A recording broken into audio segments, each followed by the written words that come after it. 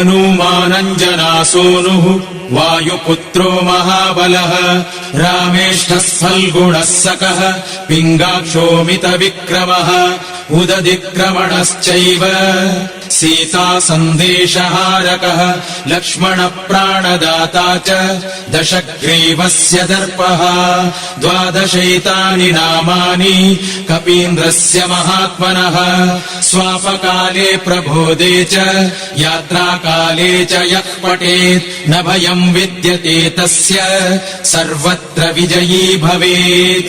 स्वस्ति श्रीहनुमद्12 नाम स्तोत्रम् सम्पूर्णम्।